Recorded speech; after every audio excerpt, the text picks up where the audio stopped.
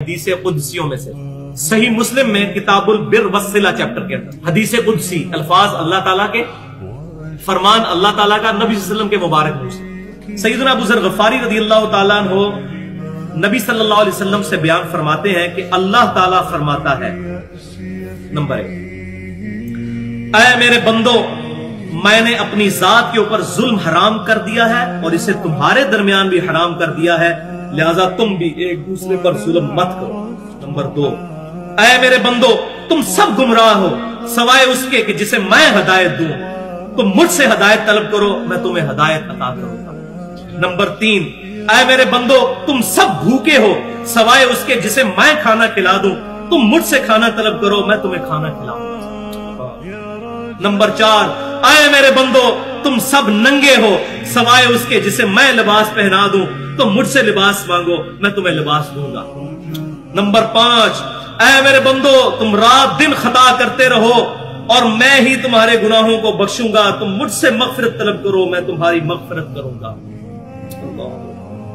Number 6، اے میرے بندو، تم میرے نقصان تک نہیں پہنچ سکتے، تم مجھے کوئی نقصان نہیں پہنچا سکتے، نہ تم مجھے کوئی نفع دے سکتے ہو اور نہ میرے نفع تک پہنچ سکتے ہو۔ نمبر 7، اے میرے بندو، اگر تمہارے اگلے اور پچھلے انسان اور جن سب کے سب مل کر اس پرہیزگار شخص کی طرح ہو جائیں جو تم میں سب سے پرہیزگار ہے، تم میری بادشاہت میں کوئی اضافہ نہیں کر سکتے۔ اے میرے بندو، نمبر 8، اے میرے بندو، اگر تم اگلے پچھلے انسان اور جن سب کے سب اس گناہگار شخص کی طرح ہو جائیں جو تم میں سب سے زیادہ گناہگار ہے، میری بادشاہت میں کمی نہیں کر سکتے۔ اللہ کو کوئی نہیں، اللہ الصمد، اللہ بے نیاز ہے۔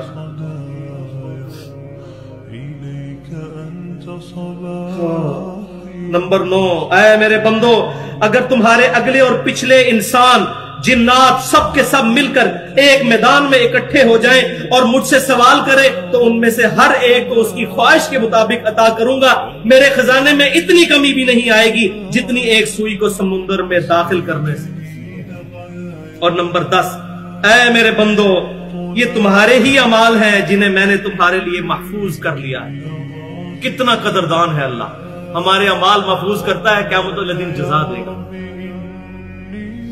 اے میرے بندو، یہ تمہارے ہی اعمال ہیں، دیکھیں کتنا قدر شناس ہے، اور بندے کو کیا کہنا چاہیے؟ اللہ تیرا فضل ہے، اور اللہ تعالیٰ بندے کی تعریف کر رہا ہے۔ اے میرے بندو، یہ تمہارے ہی اعمال ہیں جنہیں میں نے تمہارے لیے محفوظ کیا، اور پھر میں تمہیں ان کا بدلہ عطا کروں گا، لہذا جو شخص بہتری پائے وہ اللہ کی حمد کرے، جو شخص بہتری پائے اللہ کی حمد کرے۔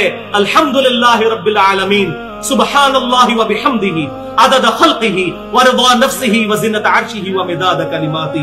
جو کوئی بھلائی پائے، کوئی اس کو اچھائی پہنچے، کوئی نفع ملے تو میری حمد کرے، اور جو کوئی تم میں سے اس کے برعکس پائے، یعنی برائی پہنچے، اس کو تکلیف، تو وہ صرف اپنی ذات کو ملامت کرے۔ اللہ تعالیٰ اپنے بندوں پر ظلم نہیں کرے، اپنی ذات کو ملامت کرے۔ تو اللہ تبارک و تعالیٰ ہمیں کتاب و سنت کی تعلیمات پر عمل کرنے کی توفیق عطا فرمائے۔ اللہ تبارک و تعالیٰ اپنے نیک اور محبوب بندوں کا قیامت والے دن ہمیں ساتھ نصیب فرمائے۔ اللہ تبارک و تعالیٰ ہمیں مدینہ شریف میں شہادت کی موت، جنت البقیع میں مدفن اور جنت الفردوس میں اپنے محبوب صلی اللہ علیہ وسلم کا پڑوس نصیب فرمائے۔ جو حق بات میں نے کہی ہمارے دلوں میں راسخ فرمائے، اگر میرے منہ سے کوئی غلط بات نکل گئی تو ہمارے دلوں سے معاف کر دے۔